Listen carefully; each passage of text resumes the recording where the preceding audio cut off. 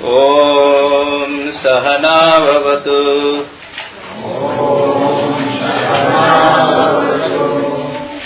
सहनौ भुनस्तु सह वीर्यं करवावहै तेजस्विनावधीतमस्तु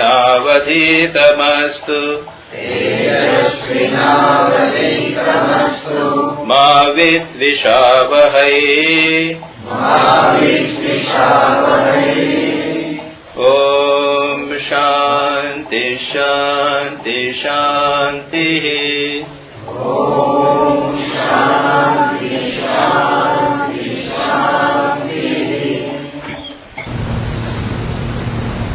हम लोग कठोपनिषद के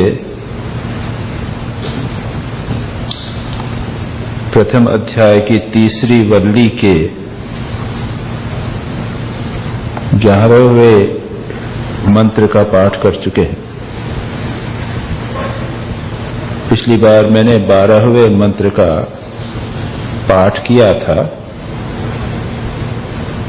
11वें मंत्र में कहा गया है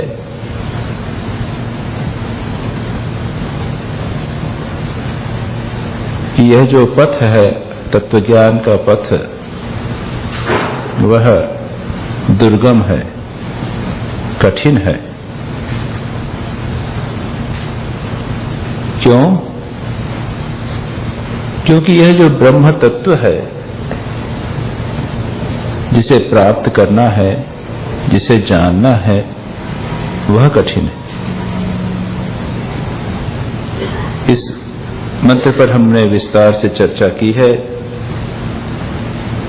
इस पथ को क्षुरस्य धारा बताया गया है, और जिसे छुरे की धार पर चलना कठिन है, उस प्रकार यह पथ भी कठिन है।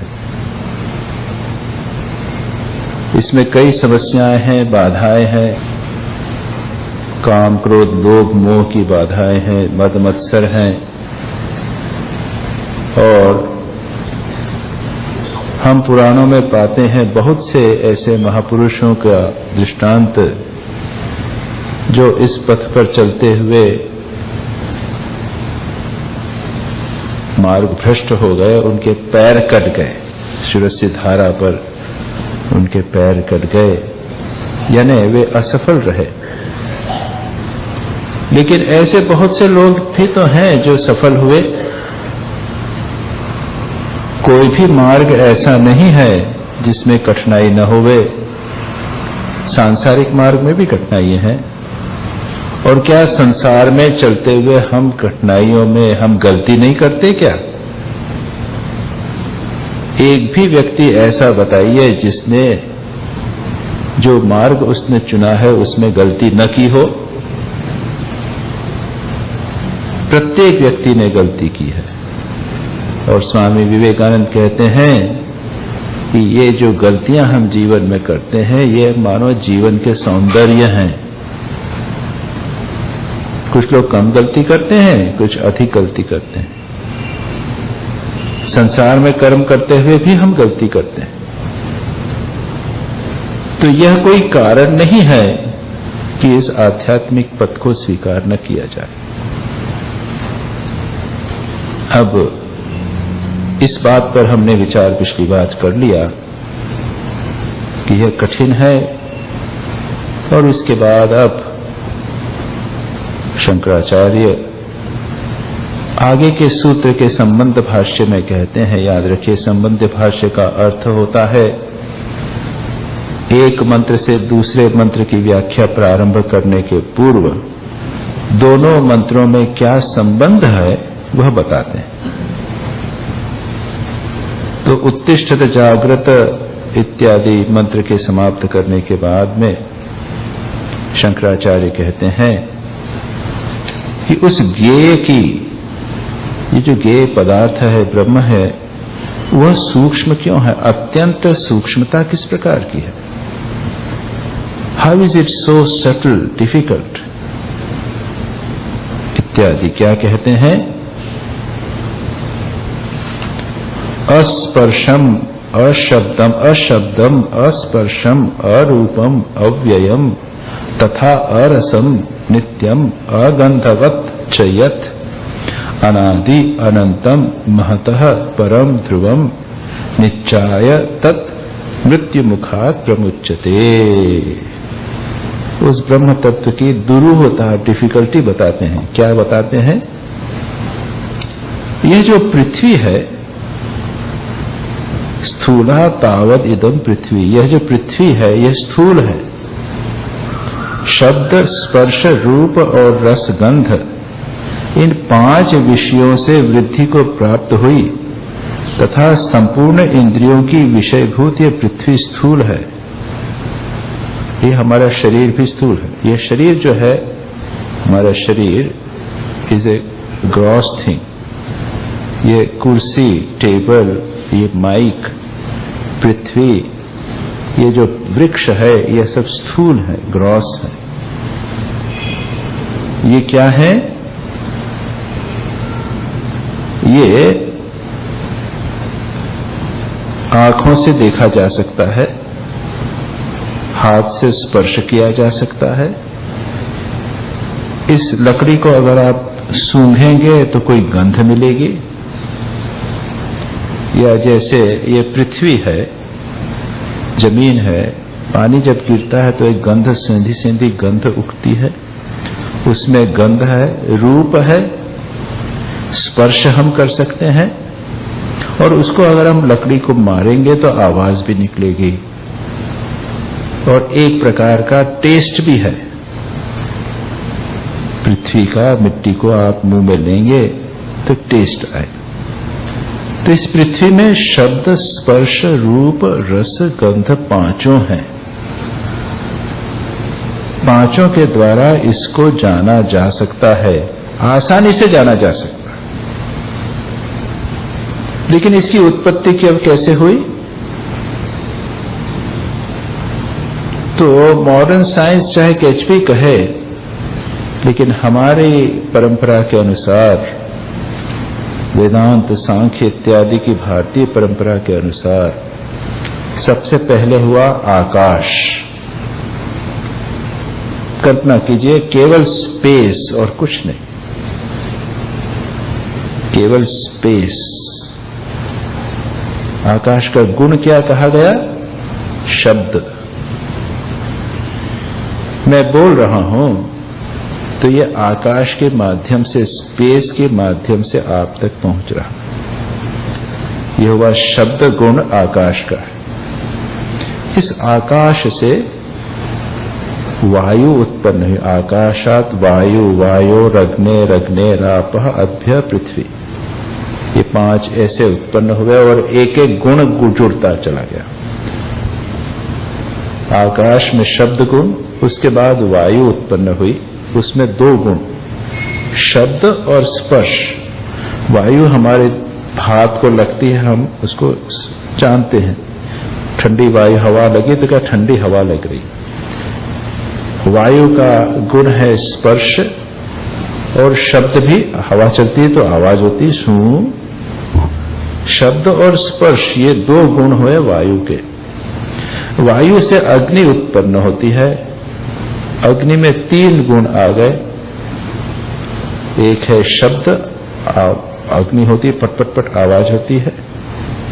स्पर्श, आप छुएंगे अग्नि जला देगी, और उसमें रूप है, आप देख सकते हैं। वायु को नहीं देखते, आकाश को नहीं देख सकते।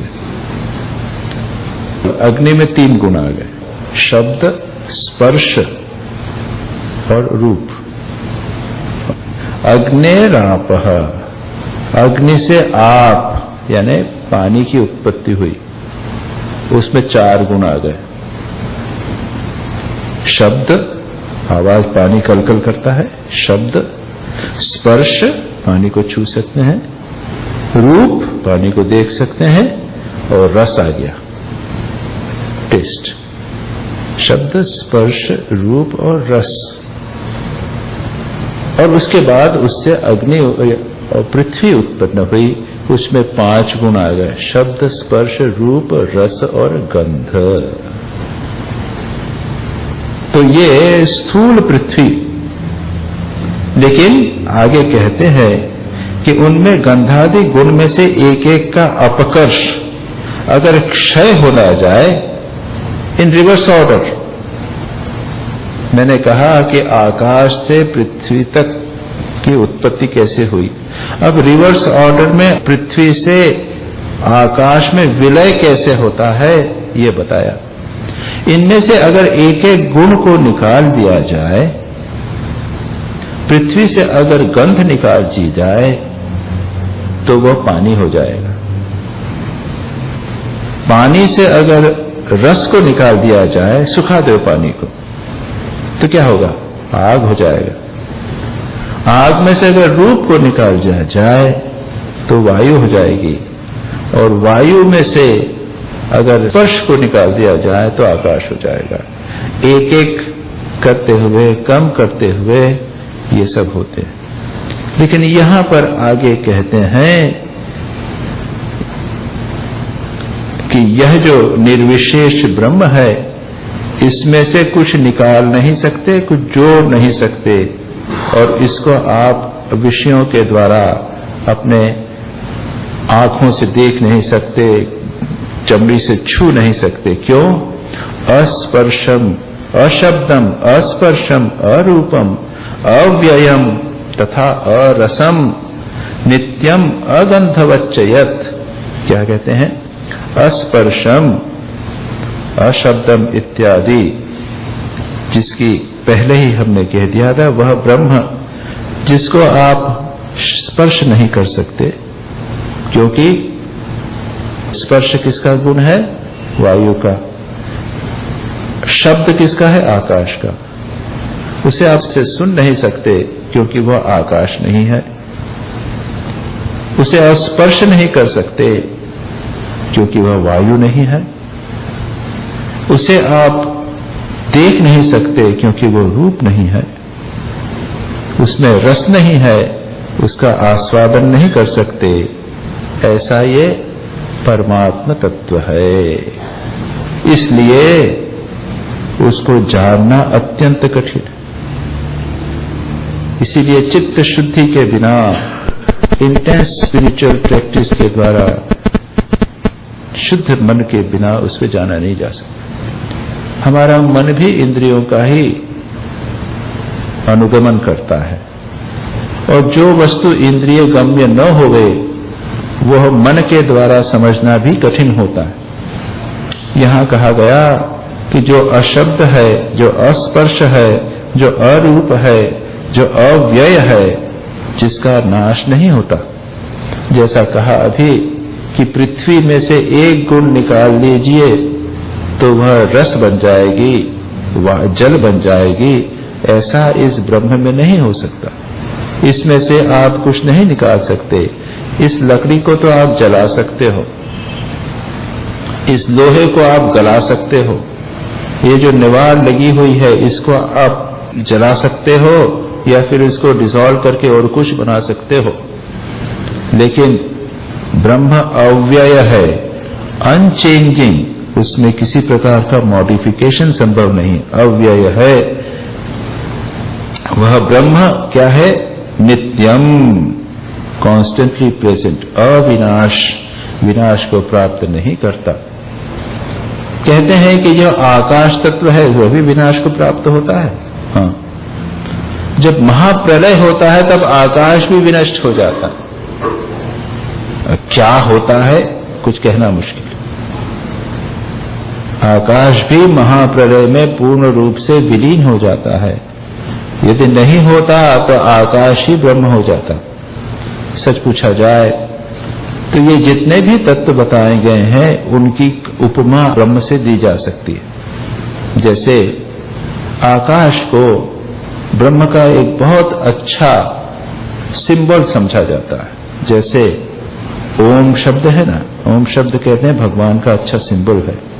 ये शिवलिंग जो है ये भी भगवान का एक एम्ब्लेम है, या कहते हैं ब्रह्मांड का एक सिंबल है, एक प्रतीक है। प्रतिमाएं भगवान की, शिव की, दुर्गा की, काली की जो मूर्ति प्रतिमा बनाए जाते हैं वे भी प्रतीक हैं। प्रतीक और प्रतिमाओं के माध्यम से हम भगवान का चिंतन करते हैं। उसी प्रकार से आकाश एक बहुत अच्छा ब्रह्म का प्रतीक है। जल भी प्रतीक है, समुद्र प्रतीक है।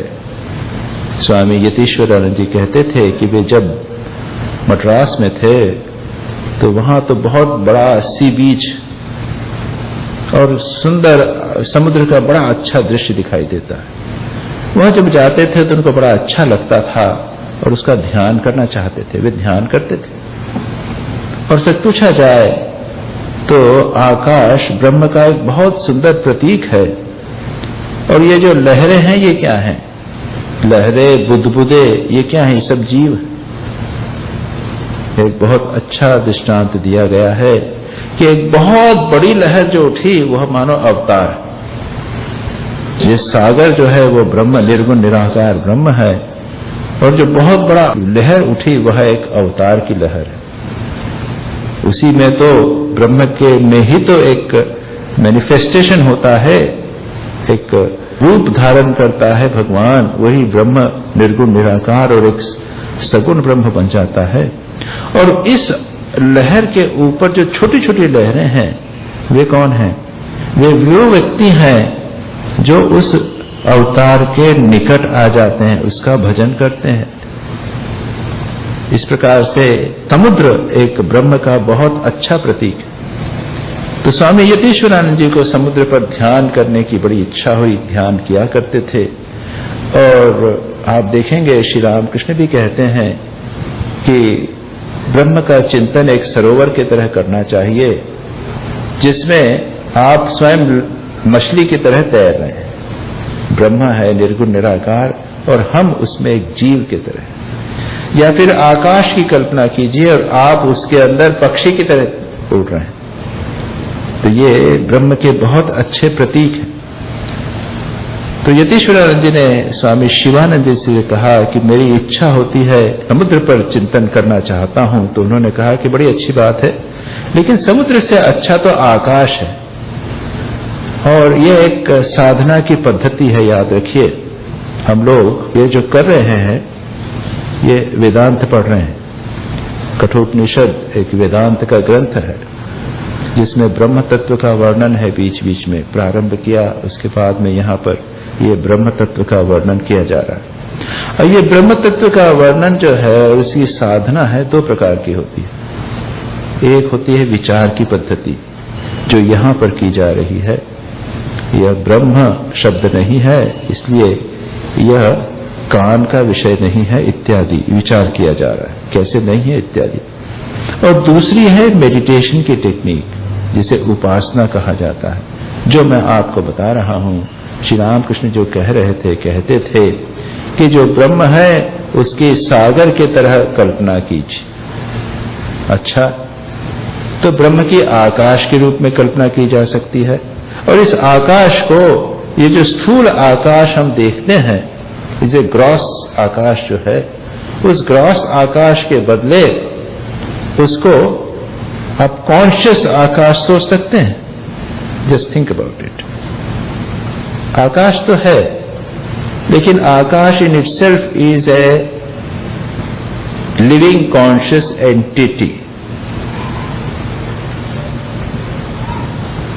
मन में कल्पना कीजिए वॉइड की, आकाश की, स्पेस की। लेकिन स्पेस एक लिविंग कॉन्शियस स्पेस। यह हुआ ब्रह्म का ध्यान। केवल आकाश नहीं, ब्रह्म का ध्यान। जैसे शिवलिंग का ध्यान जब करते हैं तो पत्थर का ध्यान नहीं करते, उस पत्थर में हम कॉन्शियसनेस का चिंतन करते हैं। श्री रामकृष्ण से जब लोगों ने पूछा, विशेषकर मास्टर महाशय ने जब पूछा था और कहा था कि महाराज ये जो मूर्ति है ये तो ईश्वर नहीं है। श्री रामकृष्ण ने पूछा उनसे कि तुमको साकार अच्छा लगता है कि निराकार? तो मास्टर महाशय ने कहा कि मुझे निराकार अच्छा लगता है। तो श्री रामकृष्ण ने कहा कि देखो, लेकिन साकार भी ठीक है। तो मास्टर महाशय को लगा कि साकार और निराकार दोनों ठीक कैसे हो सकते हैं। तो उन्होंने शंका की, उन्होंने प्रश्न उठाया कि लेकिन हमें लोगों को बता देना चाहिए कि ये मूर्ति पूजा न करें, ये मूर्ति पत्थर की है। तो श्री रामकृष्ण डांटते हुए कहते हैं कि तुम कलकत्ता वासियों की यही एक हॉबी है, दूसरों को सिखाना कि ये बता दो, और खुद नहीं सीखेंगे। तो वहां श्री रामकृष्ण बाद में क्या कहते हैं, अरे भगवान है, वही सिखा देंगे। और स्वामी विवेकानंद से जब लोग पूछते थे, खेतरी में जब गए थे, वहां पर वो मूर्ति पूजा के संबंध में जो विचार हुआ था इत्यादि, तो स्वामी विवेकानंद स्वयं कहते हैं कि मैंने तो इतने मंदिरों में गया हूं, पत्थर की मूर्तियों की पूजा मैंने कहीं नहीं देखी। कहीं पे लोग पत्थर की मूर्ति की पूजा तो नहीं करते। ये पत्थर तो एक सिंबल है, उसमें वो कहते हैं हे भगवान। तो इसीलिए जब हम आकाश का ब्रह्म के प्रतीक के रूप में ध्यान करें, तब उनको हमें यह सोचना पड़ेगा कि यह आकाश चैतन्य है, वह ब्रह्म है। उसी प्रकार सागर का जब ध्यान करें तो सागर को लिविंग एंटिटी सोचना पड़ेगा, लिविंग कॉन्शियस एंटिटी। और जब गाइडेड मेडिटेशन करवाया जाता है, तब भी मैं स्पष्ट बताता हूं कि जब आप हृदय में आप किसी रूप का ध्यान कर रहे हैं, तो उस रूप का ध्यान को लिविंग कॉन्शियस डिवाइन एंटिटी सोचिए, नहीं तो वो ध्यान नहीं होगा, वो पत्थर का या एक जड़ वस्तु का ध्यान होगा, वो आइडोलेट्री हो जाएगी, मूर्ति पूजा हो जाएगी। तो हम मूर्ति पूजा को अगर ठीक ठीक उपासना में बदलते हैं तो उसको ब्रह्म के रूप में ध्यान करना। तो ये जो प्रोसेस है इसे कहते हैं उपासना। और कई प्रकार की उपासनाओं का वर्णन उपनिषदों में है। तो दूसरा ये हुआ, अग्नि को भी ब्रह्म के रूप में उपासना की जा सकती है। ये जो अग्नि है, वर्णन किया जाता है कि जिस प्रकार से अग्नि से स्फुलिंग निकलते हैं, स्पार्क्स निकलते हैं, उसी प्रकार से इस ब्रह्म से जीव जंतु प्राणी निकलते हैं। वो लोग छोटे छोटे हैं लेकिन उनका स्वरूप अग्नि का ही है, याद रखिए। तात्पर्य यह है कि ये जितने भी तत्व हैं, इनको सभी को आकाश से लेकर पृथ्वी तक, इन सभी तत्व को ब्रह्म के रूप में उनकी उपासना की जा सकती है। पृथ्वी के लिए लीजिए, जैसा कहते हैं एक मिट्टी के सभी रूप नाना रूप एक ही मिट्टी के होते हैं। जिस प्रकार से मिट्टी को जानकर मिट्टी के बर्तन सभी बर्तनों को जाना जा सकता है, नाना रूप कोई बर्तन, एक घड़ा बना हुआ है, एक सुराही बनी हुई है, एक कुल्हड़ बना हुआ है, एक रकाबी बनी हुई है, लेकिन वृत्ति कित्तेव सत्य, उसमें मिट्टी एक ही है। इस प्रकार से ब्रह्म का चिंतन किया जा सकता है। तो यहां पर विचार की पद्धति से कहा जा रहा है कि जो ब्रह्म है वह शब्द रहित, स्पर्श रहित, रूप रहित, रस रहित, अव्यय। जब उसमें ये सब गुण नहीं होंगे तो वह अव्यय ऑटोमेटिकली हो जाएगा। पृथ्वी की तरह वह व्यय को प्राप्त नहीं करेगा, वायु की तरह वह व्यय इत्यादि को प्राप्त नहीं करेगा। अव्यय और क्या कहा, अविनाशी, क्योंकि जो पदार्थ शब्दादि युक्त होता है उसी का व्यय होता है। अभी मैंने कहा अव्यय है और इसका व्यय या क्षय नहीं होता, इसलिए यह नित्य भी है।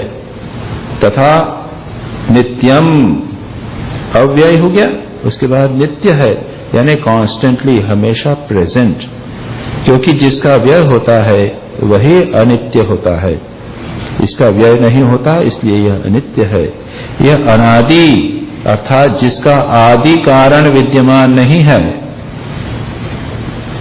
In the beginning it was not, और उसमें कोई नहीं, उसके प्रारंभ में क्या था कुछ नहीं जानते, वही था, उसका बिगिनिंग नहीं है।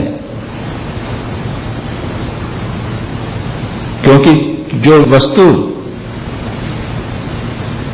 अनादि आदिमान होता है वह कार्य रूप होने के कारण अनित्य होता है। जिसका बिगनिंग होगा यानी किसी कोई कारण होगा, it has been born out of something, तो उसका कोई कारण है जिससे कार्य हुआ।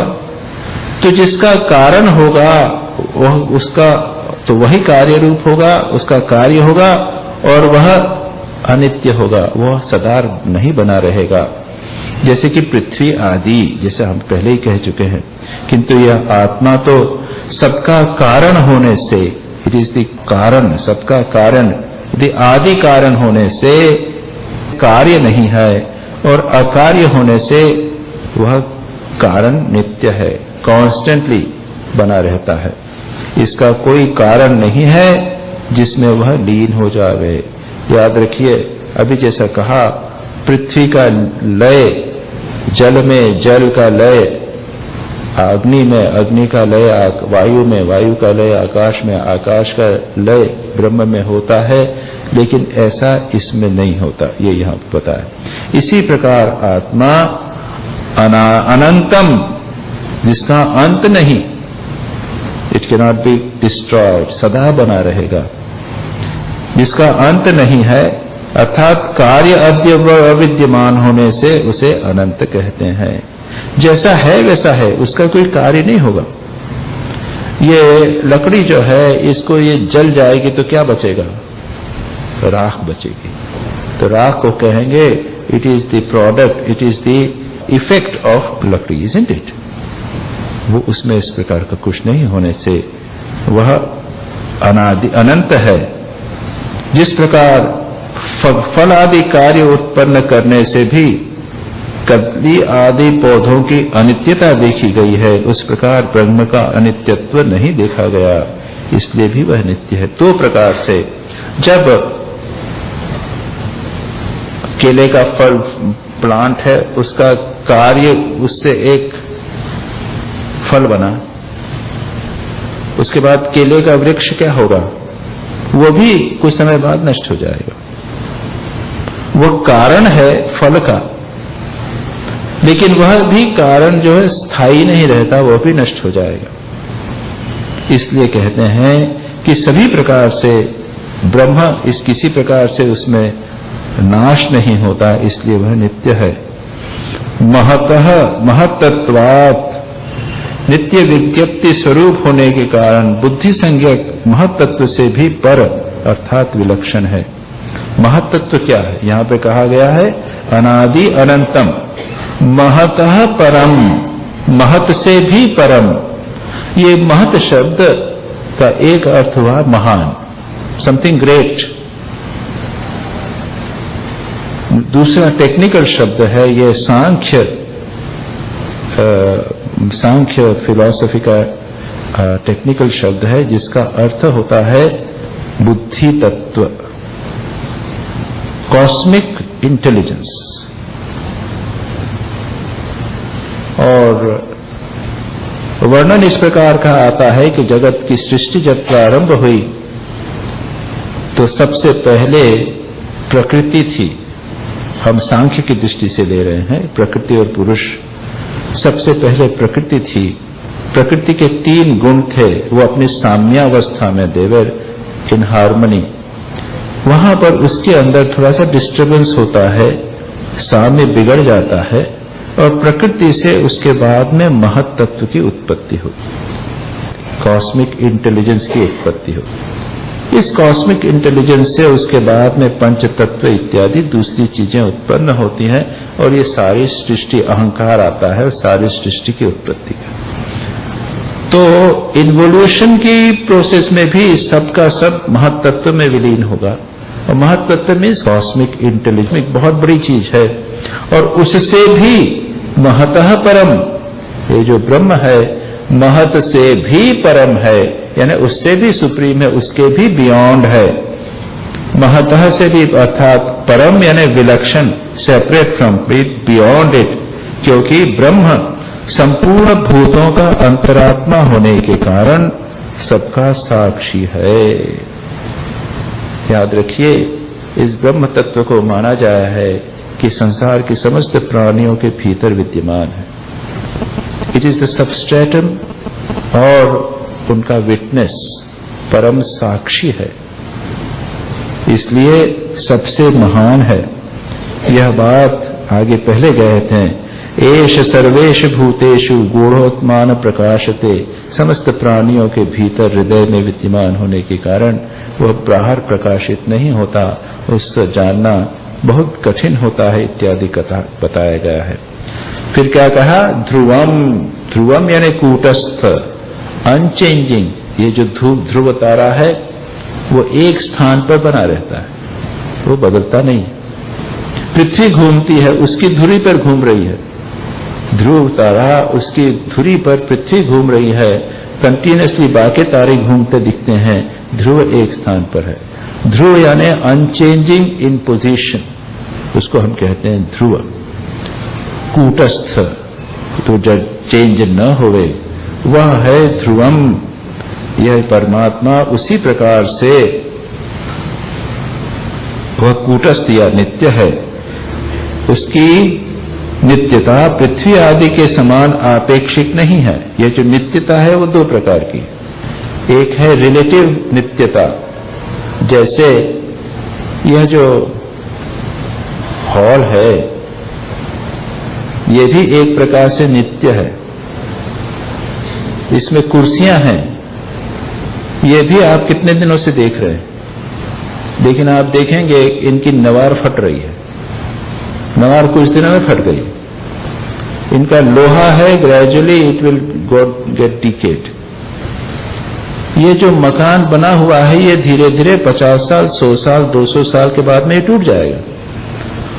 आप देखेंगे बहुत से मकानों के खंडहर हो गए हैं, जब थे तब लग रहे थे कि नित्य हैं, बने रहेंगे, कुछ फर्क नहीं पड़ा। अरे मैं 20 साल से देख रहा हूं ये मकान वैसा के वैसा खड़ा हुआ है, लेकिन आप 2000 साल तो नहीं देखेंगे, वो सब टूट जाएगा। पृथ्वी भी उस दृष्टि से अनित्य है। तो यह जो ब्रह्म है वह पृथ्वी आदि के समान रिलेटिव नित्य नहीं है, एब्सोल्यूटली नित्य है। ब्रह्म ओतप्रोत है, वह एक अल्टीमेट साक्षी है संसार के समस्त प्राणियों का। संसार के जितने परिवर्तन हो रहे हैं उन सब का वह अल्टीमेट साक्षी है। उसका बोध, एक्चुअल एक्सपीरियंस करना, जैसे हम यह अनुभव करते हैं, इसमें हमें कोई शंका नहीं होती कि हम मानव हैं। इसमें कोई शंका होती है क्या? हमको बताना नहीं पड़ता कि हम मानव हैं। एक कुत्ते को बताना नहीं पड़ता कि वो कुत्ता है। एक्चुअली वी फील, उसके it is a part of our, ये समझाने की जरूरत नहीं पड़ती कि हम ये है। उसी प्रकार से जिस समय हम यह जान जाएंगे कि हम यह ब्रह्म हैं, उस दिन हम मृत्यु के मुख से मुक्त हो जाएंगे। कैसे हो जाएंगे? स्वामी शिवानंद जी का दृष्टांत मैं कई बार देता हूं। स्वामी शिवानंद जी से लोगों ने कहा कि स्वामी जी आज आपका जन्मदिन है, आज आपका फोटो लेंगे। तो उनको समझ में नहीं आई बात। किसका फोटो? आपका। क्यों? जन्मदिन। कहा कि मैं तो निराकार हूं और अजन्मा हूं, मेरा जन्म नहीं हुआ, मेरा जन्मदिन तो हो नहीं सकता, और मेरा फोटो कैसे होगा? तो मन ही मन सोचने लगे, समझ में नहीं आ रहा है, निराकार का फोटो कैसे होगा? जितना हमें यह बोध है कि मैं शरीर हूं, मैं मनुष्य हूं, उतना ही गहरा उन्हें बोध था कि मैं अस्पर्शम अरूपम अगंधवच्च नित्यम अव्ययम, जो इसमें यहां वर्णन है, इसे कहते हैं निश्चय। जानने पर क्या होगा? क्या उस व्यक्ति को मृत्यु हो सकती है? वो तो शरीर मरेगा। डॉक्टर आता था, पूछता था महाराज कैसे हैं, तो कहते हैं कि मैं तो अच्छा हूं। कि नहीं, आपका शरीर कैसा? ओ, तुम शरीर की बात कर रहे हो। तो कहते थे मेरे सेवक से पूछो, अटेंडेंट से पूछो, वो बताएगा कि मेरा शरीर कैसा। मैं तो अच्छा हूं। एक दिन सांस का बड़ा कष्ट हुआ, तो दूसरे दिन कहते हैं कि कल बहुत श्वास प्रश्वास हो रहा था, बहुत सांस चल रहा था, लग रहा था कि प्राण निकल जाएंगे, लेकिन मुझे स्पष्ट लग रहा था कि मुझे कुछ नहीं होगा, क्योंकि मैं तो प्राण नहीं हूं, मैं शरीर नहीं हूं, मैं तो अस्पर्शम अरूपम अगंधवत, इसे कहते हैं निश्चय। याद रखिए, ये इतनी डिफिकल्ट चीजें लगती हैं, निगेटिव रूप में वर्णन किया गया है। याद रखिए, वेदांत की एक प्रक्रिया है नेति नेति की, न इति न इति। क्या ब्रह्म आकाश के समान है कि नहीं? वायु के समान है? नहीं। क्यों? क्योंकि उसे आप देख नहीं सकते, उसे स्पर्श नहीं कर सकते। नेति नेति, न इति न इति, नहीं नहीं नहीं नहीं नहीं, ये इस प्रोसेस को बताने वाला यह मंत्र था। लेकिन इसके अंदर नित्यम, नित्य की बात कही है, नित्य एक पॉजिटिव कैरेक्टरिस्टिक बताई, अव्यय ये नेगेटिव बताया गया, अनादि अनंत, इसमें भी नेगेटिव निगेशन लगा है, not with beginning not with and. कुछ महतः प्रयम बताने का, ध्रुव नित्य, ये पॉजिटिव एट्रीब्यूट्स हैं, बाकी सब नेगेटिव एट्रीब्यूट्स हैं।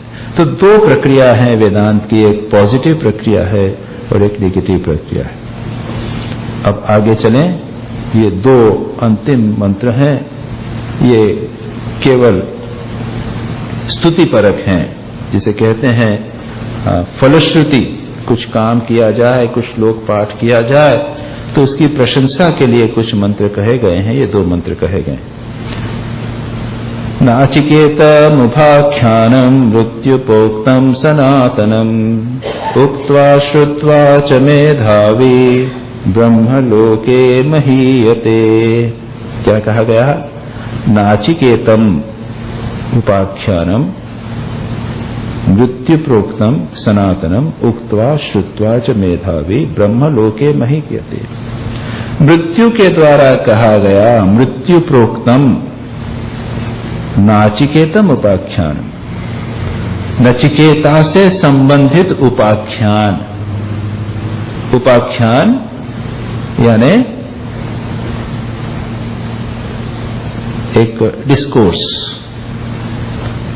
नचिकेता से संबंधित, नचिकेता शब्द जो है इसका एडजेक्टिव बना दिया नाचिकेत, रिलेटेड टू नचिकेता। नचिकेता से संबंधित यह डिस्कोर्स जो मृत्यु ने कहा, मृत्यु के द्वारा, याद हमने भी देखा है, मृत्यु जो यमराज है वही इसका वर्णन कर रहे हैं। और सनातन यह इटर्नल है। इटर्नल क्यों है? क्योंकि यह तत्व जो है, विचार है, यह ब्रह्म तत्व ही इटर्नल है। किसी न किसी दिन शायद कहा गया होगा, किसी एक दिन यह डिस्कोर्स हुआ होगा, लेकिन यह जो डिस्कोर्स है, जो तत्व है, वह सनातन है। सनातन जो कभी नष्ट नहीं होता, चिरंतन है, कंटिन्यूअस बना हुआ जो है वह, उसको उक्त्वा श्रुत्वा मेधावी ब्रह्मलोके महीयते। इसको बोलने से और उसको सुनने से जो मेधावी व्यक्ति अगर उसको बोले और सुने तो ब्रह्मलोक में उसका महिमा प्राप्त करता है। वह यानी ब्रह्मलोक में महिमान्वित होता है, अर्थात सबका आत्मस्वरूप होकर उपासनीय होता है, ब्रह्मलोक में महिमान्वित होता है। यहां पर क्या कहा गया है? ब्रह्मलोक में, यानी यहां पर संसार में कोई आप एक काम करिए, आप एमए पीएचडी कर लीजिए, ये सीख लीजिए, तो आप एकेडमिक सर्कल्स में आपकी ख्याति होगी। यहां पर क्या कहा गया कि वह ब्रह्मलोक में उसकी महिमा होगी। ब्रह्म ही लोक है, शंकराचार्य उसकी पर व्याख्या करते हुए कहते हैं ब्रह्म ही लोक है, उसमें उसकी महिमा, यानी वो ब्रह्म ज्ञान में प्रतिष्ठित हो जाता है। या फिर ये कह लीजिए कि ब्राह्मणों की संसद में जो ब्रह्मज्ञानी हैं उनमें उसकी महिमा प्राप्त होती है, अर्थात एक्चुअल मीनिंग है आत्म स्वरूप में प्रतिष्ठित होकर वह उपासनीय हो जाता है। अगला श्लोक कहते हैं मंत्र, य इमं परमं गुह्यं श्रावयेद् ब्रह्म संसदि प्रयतः श्राद्ध काले वा तदानन्त्याय कल्पते तदानन्त्याय कल्पत इति। यह जो व्यक्ति, यह इमं, यह परमं गुह्यम, अत्यंत गोपनीय, अत्यंत सीक्रेट। याद रखिए, गोपनीय किस लिए? इसको सबको कहने से लोगों को समझ में नहीं आएगा, बोलने से कुछ फायदा भी नहीं होगा, इसलिए उसको गोपनीय कहा गया। स्वामी विवेकानंद इसके पर आपत्ति करते थे और वो कहते थे कि इस ब्रह्म तत्व को अधिकारी को देने के लिए गोपनीय रखा गया कि आप सबको मत दीजिए, लोग मिसअंडरस्टैंड करते हैं, और यह सत्य भी है। उदाहरण के लिए लीजिए, इंद्र और विरोचन, देवताओं के राजा इंद्र और दानवों के राजा विरोचन, उन दोनों ने यह सुना कि आत्म तत्व को अगर कोई जान लेवे तो वह सर्वज्ञ सर्वशक्तिमान हो जाता है। तो वो सब चाहते थे हम सर्वशक्तिमान हो जाएं, सब कुछ प्राप्त कर लें। उनको जानने के लिए वे प्रजापति के पास गए, अपने जो पिताजी कहिए प्रजापति, उनके पास गए और कहा कि हमको आप ब्रह्म तत्व दिखाई बताइए। तो उन्होंने कहा कि तुम यहाँ पर रहो, 32 वर्ष तक ब्रह्मचर्य का पालन करते हुए रहो। अचानक नहीं दिया। याद रखिए, ये जो ज्ञान है, जितने भी नॉलेज हैं, इनको जब तक ठीक ठीक अधिकारी को अगर न दिया जाए तो उसके दुरुपयोग की संभावना रहती। उदाहरण के लिए आप एटॉमिक साइंस को ही ले लीजिए। आइंस्टीन ने E=mc², वो एक फॉर्मूला दिया मैटर और एनर्जी का इक्वेशन। तो उससे हमें पता चला कि किस प्रकार से एटॉमिक एनर्जी प्राप्त की जा सकती है। ये ओपनली सबको दे दिया, उसका परिणाम क्या हुआ? एक और तो एटॉमिक रिएक्टर्स बनाकर हम एटॉमिक एनर्जी का उपयोग कर रहे हैं, कंस्ट्रक्टिव उपयोग, लेकिन दूसरी तरफ उसका डिस्ट्रक्टिव उपयोग भी तो हो रहा है। इसलिए पुराने जमाने में कहा जाता था कि ज्ञान को अधिकारी पुरुष को देना चाहिए। यमराज ने भी नचिकेता को अच्छी तरह ठोक पीट कर देख लिया, उसको प्रलोभित करके देख लिया और उसके बाद में उसको ज्ञान दिया। इन्होंने क्या किया? इन्होंने भी ये जब आए इंद्र और विरोचन, तो उनको कहा कि तुम कुछ दिन ठहरो, 32 वर्ष तक ब्रह्मचर्य का पालन करो, प्यूरिफाई योरसेल्फ, और तब हम तुमको ज्ञान देंगे, नहीं तो तुम मिसअंडरस्टैंड करोगे, मिसयूज करोगे। हुआ भी यही। उसके बाद में उन्होंने ज्ञान दिया, पार्शियल नॉलेज दिया। कहा कि देखो, जो आंखों में दिखाई देता है वह ब्रह्म है। यह सुन लिया, दोनों ने समझ लिया, ठीक है, आंखों में दिखाई देता है वो ब्रह्म। फिर उन्होंने कहा कि एक काम करो, तुम नदी पर जाओ। उस समय मिरर नहीं थे, आईने नहीं थे, तो पानी में प्रतिबिंब देखा करते थे। प्रतिबिंब जाकर देखा, मिरर में जाकर देखो, प्रतिबिंब देखो, जो तुमको प्रतिबिंब दिखे वो ब्रह्म है, वह आत्मा है, ब्रह्म है। जाके उन्होंने देखा, अपना शरीर दिखा तो ये ब्रह्म है। अब उन्होंने कहा कि अच्छा एक काम करो, तुम कपड़े पहन लो, अच्छे सुंदर कपड़े पहनकर फिर देखो। फिर जाके देखा, जो देखा वो ब्रह्म है। ठीक है, धीरे से एक चीज बता दी, अब जाओ तुम। चले गए। विरोचन को निश्चित हो गया कि प्रजापति ने ज्ञान दिया है, ये जो शरीर है वही ब्रह्म है, वही आत्मा है। I am the body, body है, इसको शरीर को ही पोषण करो, खिलाओ पिलाओ, मचे करो, बढ़ा करो, इसका भोग करना यही जीवन का लक्ष्य हो गया। और जब दोनों जाने लगे, प्रजापति मन ही मन कह रहे थे कि आहा, देखो कैसे भ्रमित हो गए। मैंने जो कहा उसको ठीक से समझा नहीं। इंद्र वापस आए। इंद्र वापस आए और उन्होंने कहा कि ये कैसे संभव है, आपने जो कहा इसके बारे में मुझे एक डाउट। और उसको ये भी लगा कि कपड़े पहनने तो शरीर में तो बदल जाता है, शरीर का रूप रंग सब बदल गया कपड़े बदलने से, तो जो बदलती चीज है वो स्थायी कैसे हो सकती है, नित्य कैसे हो सकती है। और ये शरीर जब मैं सो रहा हूं तो इसको चाहे कुछ भी हो जाए, मार दे काट दे, इसके ऊपर गंदा पड़ जावे तो पता ही नहीं चलता है। ये शरीर जो है वो आत्मा नहीं हो सकता। इंद्र वापस आए। प्रजापति बड़े प्रसन्न हुए। उन्होंने कहा ठहरो, अभी रहो, 32 वर्ष तक और रहो। You pass through another process of purification. चित्त शुद्धि करो, संयम करो, ब्रह्मचर्य का पालन करो, आश्रम में रहो, सेवा करो। उस वातावरण में रहने से चित्त शुद्ध होता है और हमारी रिसेप्टिव कैपेसिटी बढ़ जाती है। ये दिस इज वेरी इंपॉर्टेंट। तो ये केवल पढ़ाने से, केवल लेक्चर देने से, केवल क्लास लेने मात्र से नहीं होता। और इसीलिए बहुत सारी डिसिप्लिन्स फॉलो करनी पड़ती हैं शास्त्र पाठ के साथ। उसके बाद फिर उन्होंने कहा कि जो स्वप्न में दिखाई देता है वह ब्रह्म है। और कहा उसके बाद में उसके भी संतोष नहीं हुआ। अंतिम स्टेप में उन्होंने कहा कि जो निद्रा में दिखाई देता है वह ब्रह्म है। उसके बाद में भी हर बार 32 वर्ष तक उनको अभ्यास कराते थे और अल्टीमेटली बाद में जाके उन्होंने ब्रह्म तत्व का उपदेश दिया। तो यहां पर क्या कहा गया है, परमम गुह्यम दिया नहीं जाता, बताया नहीं जाता, पहले प्रैक्टिस करो, because it's very very difficult to understand.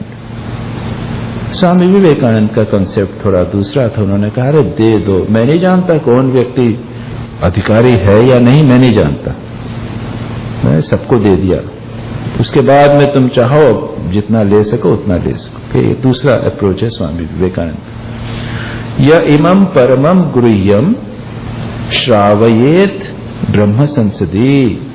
ब्राह्मण की सभा में पवित्रता पूर्वक, ब्राह्मणों की सभा में अथवा प्रयतः श्राद्ध काले, प्रयतः यत्न पूर्वक श्राद्ध काले इसको सुनाता है। पहले कहा था उक्त्वा श्रुत्वा, उसको बोलने से या सुनने से, दोनों चीजें ये अत्यंत पवित्र हैं, याद रखिए।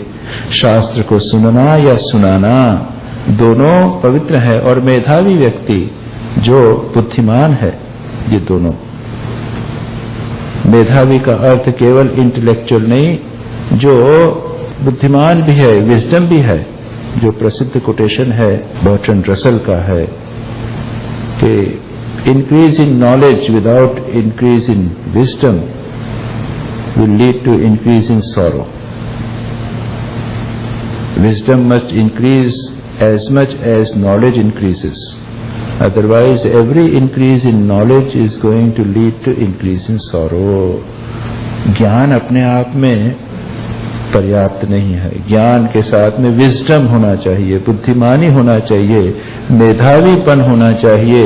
उसका सदुपयोग कैसे कर सके, उसको कॉन्टेक्स्ट, रेफरेंस टू कॉन्टेक्स्ट कैसे देख सकें, दिस इज वेरी इंपॉर्टेंट। तो यहां पर यही कही थी मेधावी, और इस अब भी यह कह रहे हैं, इस परम गुह्य तत्व को जो सुनाता है, किसमें? ब्राह्मणों की संसद में। अब ब्राह्मण शब्द का अर्थ है जो ब्रह्म जानता है। जन्मजा जायते शूद्रः, संस्कारात् द्विज उच्यते, वेद पाठात् भवेद विप्रः, ब्रह्म जानाति ब्राह्मण। ये विप्र, द्विज और ब्राह्मण, सामान्य भाषा में इन तीनों शब्दों को हम लोग इक्वेट कर देते हैं। विप्र, विप्र यानी ब्राह्मण समझते हैं, जो वेद पाठ करता है उसको, जो द्विज है उसको ब्राह्मण समझते हैं, ब्राह्मण शब्द ब्राह्मण। लेकिन कहते हैं कि जो जिसका संस्कार हुआ है, यज्ञोपवीत हुआ है, गायत्री मंत्र का जो जप करता है वह तो हुआ द्विज, ट्वाइस बॉर्न, संस्कार के कारण द्विज हुआ। उसके बाद में वेद पाठ किया उसने, गुरु के पास जाकर पाठ किया, वेद पाठ किया, गायत्री का पाठ किया, तो वो हो गया विप्र। और जब ब्रह्म को जाना तो ब्राह्मण। ब्रह्म संतति का अर्थ है या तो ऐसे व्यक्ति जिन्होंने ब्रह्म को जाना है या फिर ब्रह्म को जानने का भरसक प्रयास कर रहे हैं। ऐसे लोगों में, ऐसे सज्जनों के भीतर ब्रह्म की संसद में जो प्रयतः शुचिर भूतवा यानी पवित्र होकर, वही ऑल दीज आर एक उस विद्या के साथ में जो बातें जुड़ी हुई हैं जिसका मैंने अभी महत्व कहा, उसके लिए महत्व देने के लिए है। प्रयतः स्पष्ट होकर श्राद्ध काले, यहां पर श्राद्ध काल की बात कही। परंपरा रही होगी उस समय कि श्राद्ध काल में कुछ ऐसे विशेष कार्यक्रमों के समय आप तत्व चिंतन करें, जिससे आपको मृत्यु का चिंतन न करके मृत्यु के पीछे आगे की जो सत्ता है उस ब्रह्म सत्ता का चिंतन करें। वह इसलिए श्राद्ध काले, अथवा यदि वो कोई करे ब्रह्म के ब्राह्मणों की सभा में या श्राद्ध काले में, तो क्या होता है, तदा अनंत्याय कल्पते। अनंत्याय कल्पते यानी अनंत फलाय कल्पते। उसका वह श्राद्ध अनंत फल वाला होता है, उस व्यक्ति को बहुत लाभ प्राप्त होता है। स्पिरिचुअली ही गेट्स बहुत अधिक गेन होता है। इस प्रकार से यह चैप्टर यहां पर समाप्त हुआ। उसकी फलस्थिति कही गई, जिससे उद्देश्य यह होता है कि हमारा मन उसकी ओर आकृष्ट हो। जैसे आप पढ़ेंगे गीता को पढ़ने से क्या लाभ होता है, विष्णु सहस्रनाम पढ़ने से क्या होता है, शिव महिमा स्तोत्र का अगर हम पाठ नियमित रूप से करें तो क्या होता है, धन प्राप्त होता है, यश प्राप्त होता है, पुत्र पौत्र की प्राप्ति होती है, हमारे बाधाएं दूर हो जाती है। ऐसा बहुत सारा फलश्रुति कही गई है। उसका उद्देश्य क्या है? उद्देश्य यह है कि हमारा मन उसमें लगे। बच्चे को माँ बताती है, देखो बेटा दूध पियोगे तो ऐसे होगे, तुम बड़े हो जाओगे, तुम महान होगे, तुमको ये मिलेगा वो मिलेगा, बहुत सारी बातें कहते हैं, ऐसा करो वो करो ऐसा करो। अब होता है कि नहीं होता है, this is a different thing. ये इस प्रकार की फलश्रुति सर्वत्र पाई जाती है, उपनिषदों में भी कही गई है, वहां पर भी कही है। उद्देश्य यह है कि हमारे जिस व्यक्ति को अभी श्राद्ध काल में और अनंत फल की इच्छा है, उसके लिए कहा गया करो तो सही, तुमको धीरे धीरे जब करने लग जाएगा तो देखेगा कि इससे भी अधिक दूसरा फल मिलता है, मटेरियल फल से भी अधिक, बहुत अधिक फल प्राप्त होता है। वह बात है, धीरे धीरे उसको उसमें रस दिलाना है। आश्रम में आते हैं बच्चे, आते हैं तो हम क्या करते हैं, बच्चे को जाते समय लॉजेंस दे देते हैं, टॉफी दे देते हैं। उसके मन में लगा आश्रम बड़ी अच्छी जगह है, यहाँ पर जाने से लॉजेंस मिलता है। अब बड़े होने पर क्या होगा, उसके मन में यह भाव बैठ जाएगा कि आश्रम बहुत अच्छा स्थान है, बस। और वो टॉफी भूल जाएगा, लॉजेंस भूल जाएगा, लेकिन एक सबकॉन्शियस इंप्रेशन बन गया कि आश्रम बहुत अच्छा स्थान है, वहां पर वो नियमित रूप से जाना चाहेगा, एक इंप्रेशन बन जाएगा। तो यहाँ पर भी श्रुति माता की तरह कहती है हम लोगों को। याद रखिए, अनेक स्थानों पर श्रुति को माता के रूप में कहा गया, उसकी तुलना माता से कही गई है। अत्यंत कृपा पूर्वक, अहेतु कृपा पूर्वक जिस प्रकार माता प्यार करती है, उसी प्रकार ये श्रुति यानी उपनिषद या वेद या शास्त्र है, ये हमारे ऊपर कल्याण करने के लिए इस प्रकार की बात कहते हैं। किसी न किसी तरह भाई तुम्हारा मन हम भगवान में लगे, तत्व का चिंतन होवे। तो इस प्रकार से एक चैप्टर समाप्त हुआ। और जहां पर ये 2 बार रिपीट होता है, तदानंत्याय कल्पते, तदानंत्याय कल्पते इति इज एंड, इति अथ यानी बिगिनिंग, इति ओके कंप्लीटेड। जहां 2 बार कहा गया, इसका अर्थ होता है कि यहां पर चैप्टर समाप्त, ये चैप्टर या एक सेक्शन समाप्त हो रहा है। और कुछ लोग मानते हैं कि ये एक फर्स्ट पोर्शन है, ये एक प्रकार से कठोपनिषद पूरा अंत समाप्त हो गया।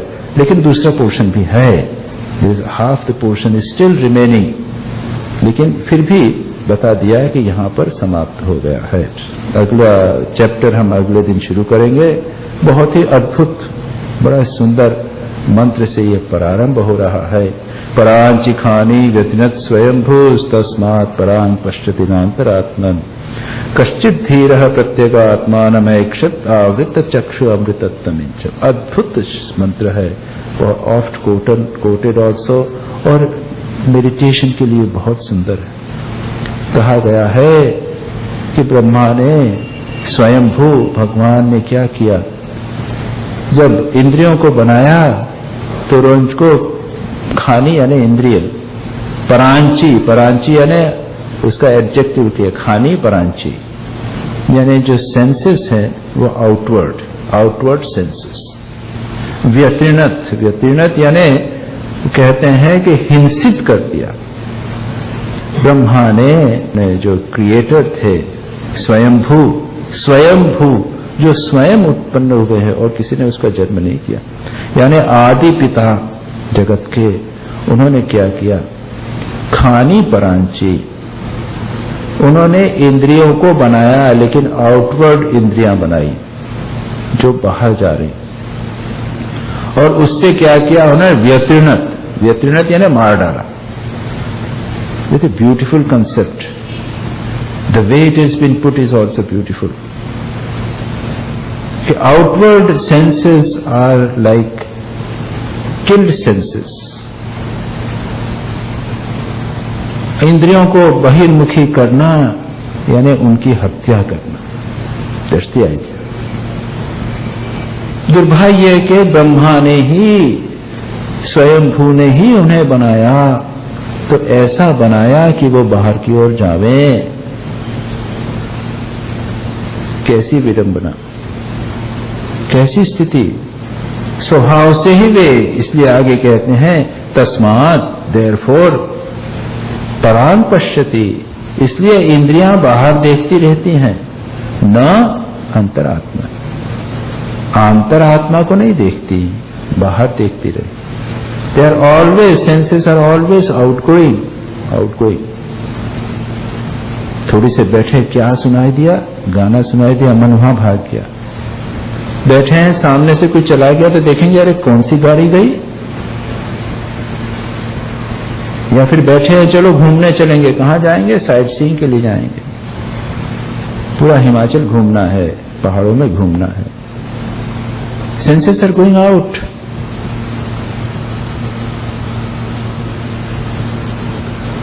अंतरात्मा को नहीं देखते। कश्चित धीर, कोई एक धीर व्यक्ति ने क्या किया, प्रत्यगात्मानम ऐक्षत, अमृतत्व की इच्छा वाला, अमृतत्वम इच्छन, अमृतत्व की इच्छा करने वाले ने क्या किया,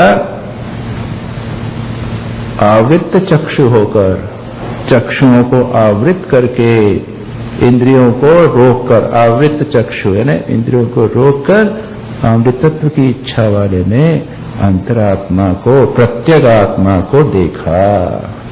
ब्यूटीफुल मंत्र, इसकी चर्चा हम अगली बार करेंगे। ओम सहना भवतु, सहनौ भुनक्तु, सह वीर्यं करवावहै, तेजस्विनावधीतमस्तु, मा विद्विषावहै। ओम शांति शांति शांति।